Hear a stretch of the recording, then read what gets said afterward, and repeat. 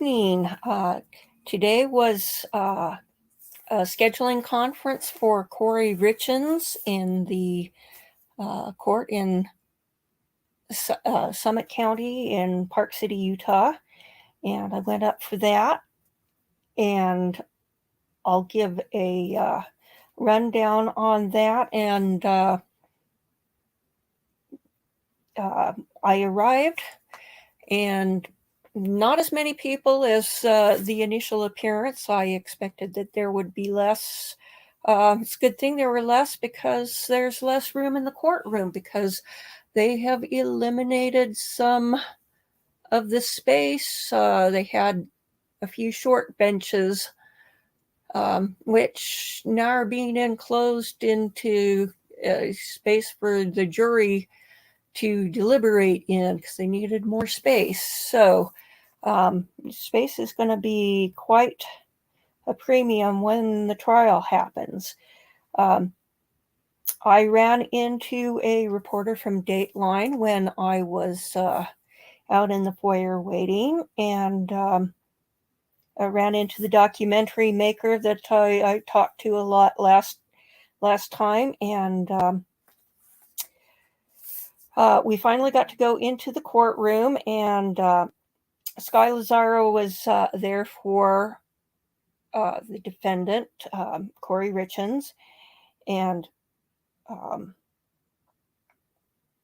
they said that she said that they were working on something to do with a protective order. I'm not quite sure what that was about.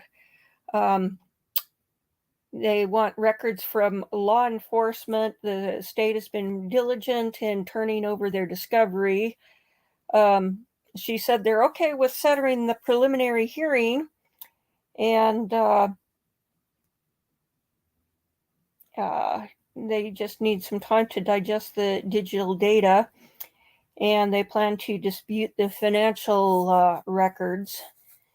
And the state says they will be making an amendment to the information soon, in the next 2 weeks, and that the state AG is helping with them to go over the insurance fraud information.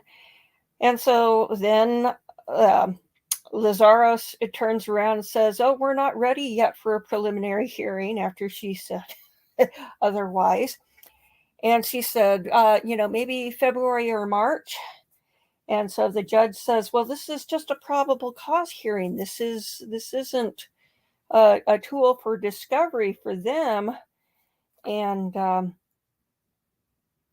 so Sky Lazaro said, well, maybe we can have another scheduling conference in, say, November or December. And so the judge said November 3rd, 1:30 p.m. Yeah, let's see what this... And so then the hearing broke up, and I talked to the reporter from Dateline, who they will be doing an episode in the future on Kouri Richins' case. But I told her that I thought maybe they ought to look at Dylan Rounds, because it's a very interesting case, and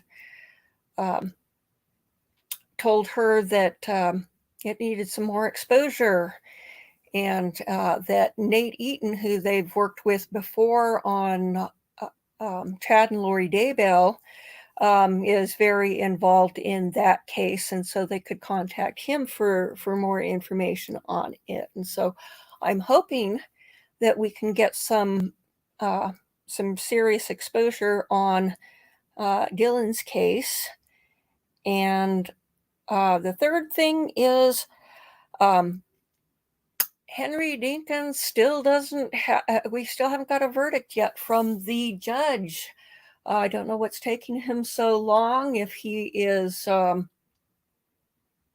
of doing other things and just deliberating on the side, or what, or if he's taken off early for long holiday weekend? I don't know. It's very strange.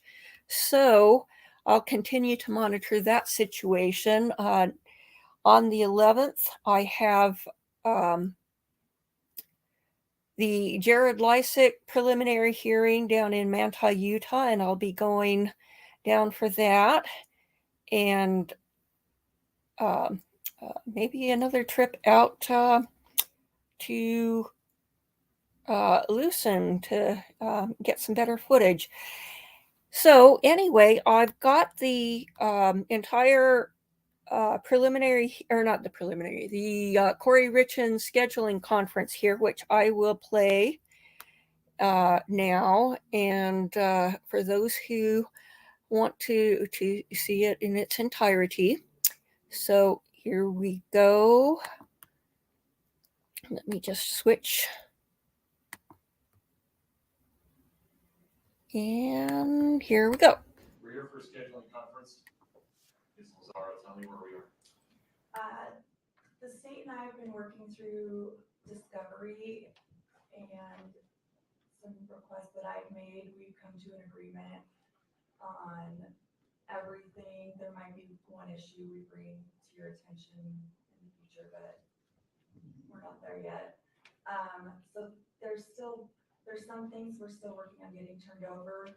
We filed a stipulated motion for protective order with a proposed order, I think right before this hearing that we finalized with regard to some personnel and some law enforcement records that I've requested. So I think there's still some discovery coming, but I feel like we are working, both of us, really hard. The state's been really diligent about getting things to us as quickly as possible and organizing it. I will say that there is a copious amount of records. I think our base numbers are up over 1.2 million at this point. A lot of it is phone downloads. So that's status wise, as far as what's happening, that's kind of where we're at. Great. Where do you want to go from here? I would be okay to set a prelim because I don't anticipate any discovery issues as of right now coming up. I think we'll have everything. I do think that it's going to take some time for us to digest everything and have our investigator follow up on what we need to do in order to be prepared for the preliminary hearing. Talk to me about how you see the preliminary hearing being substantively different than the evidence presented at the detention. I think with regard to, I mean, I would have to let the state speak to who they're going to call. I don't necessarily see several of the counts being much different.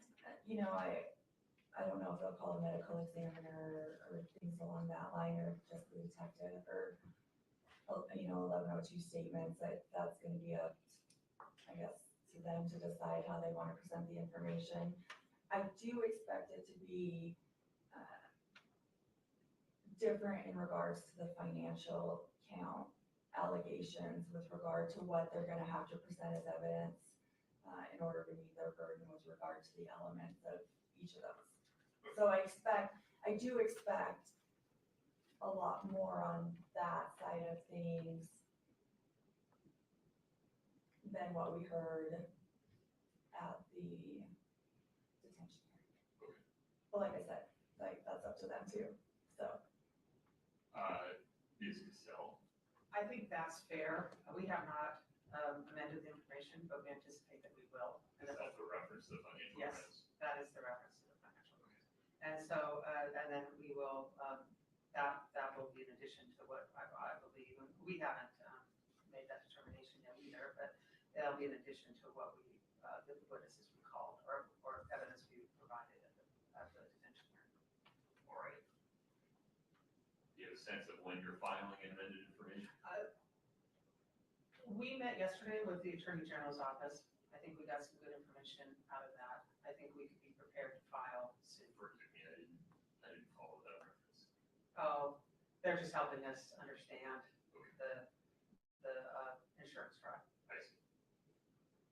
and helping with investigation. Okay.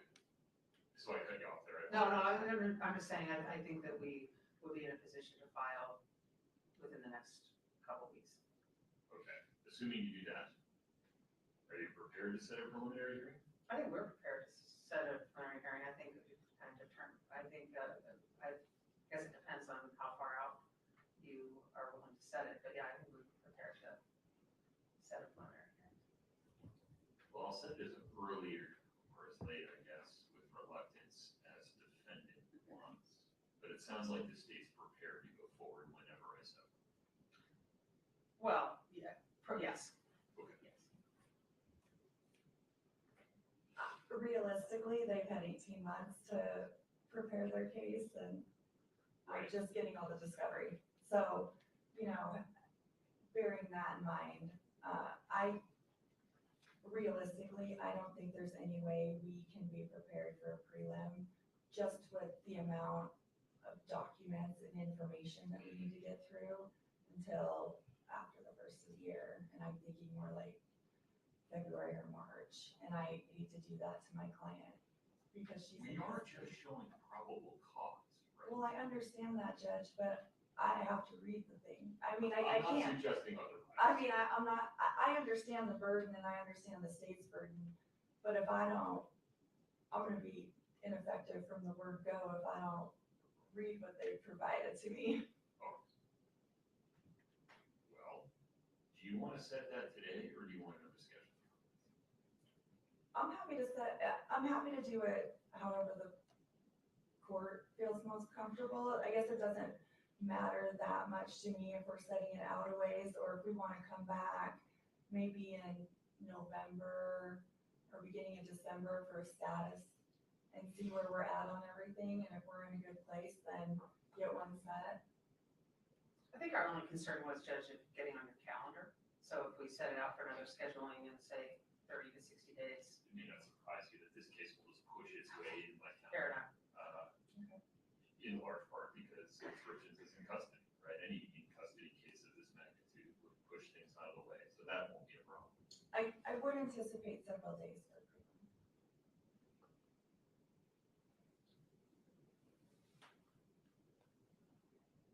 And I'm just thinking on the financial crimes. Hard for me to Right. understand the, Right. not that I need to evaluate it, but I don't know what those counts are. I don't either. Yeah. So, All right. I'm comfortable setting this in November for a status conference. I respect the amount, volume of information that you need to review. I think it bears repeating, right, that under the Utah Constitution and cases interpreting it, the preliminary hearing is not a discovery tool. And so the state gets to choose what they want to put on for probable cause, and we'll judge it according to the showing. I don't intend to use it as a discovery tool. I think the requests I've made for discovery are comprehensive. Okay. The state, we haven't had any discovery problems. I mean, I don't anticipate using it for that. But having done a number of white collar and financial crimes cases, I also understand, what goes into those counts and what I'm gonna need to do. And you're right, the state does get to choose who they call and they don't necessarily have to tell me what that's going to be ahead of time. So if I don't have an understanding of the case, I'm not gonna be able to effectively cross-examine anyone either. All right, let's see. This felt like it worked in terms of doing it at 1:30 PM on a Friday afternoon. Is that acceptable? That's great with me. Is it acceptable? Yes, that's fine.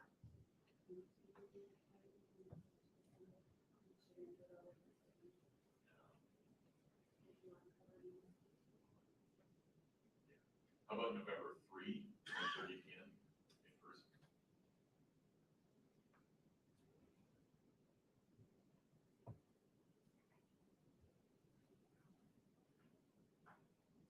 That works for me. Works for us. Ms. Richins, your next court date, unless Ms. Lazaro requests an early report, which I'm happy to provide, is November 3, 1:30 p.m. in person. We'll see that then. All right, very good, counsel. Thank you. Thank you. Court's in recess. All right.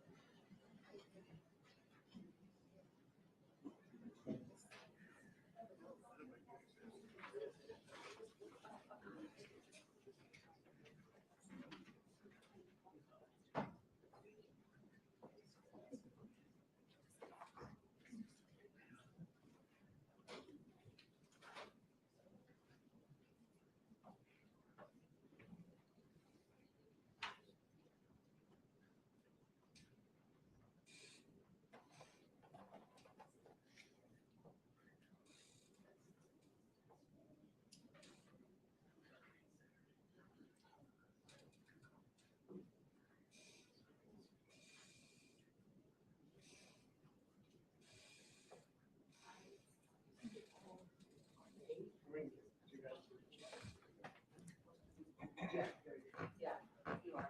Yeah, we have a couple of, no. We haven't even called it.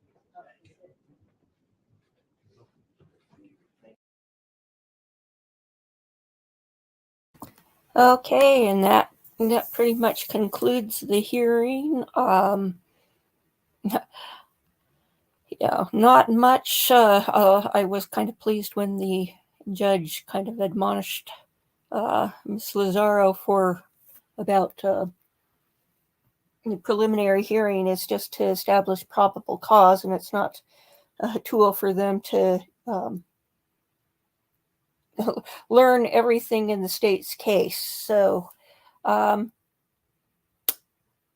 yeah, that's it for today. You can see over here, this is the jury box on the left, and you can see the raw sheetrock. And there used to be some more benches, some short ones on that side. And so they've cut down the size of the courtroom by probably 20 people or something. It only had like an 80 person capacity before, so it's going to be premium demand when the trial happens, which they're not going to do the preliminary hearing until at least February or March, and it may be much later than that. So yeah, so that's it. And in October we have another hearing coming up for James Brenner, and so that's it for the cases that I'm following here locally. And the one case that we streamed recently, which we still don't have a verdict on. So I bid you all a good Labor Day weekend, and have a wonderful weekend. Bye-bye.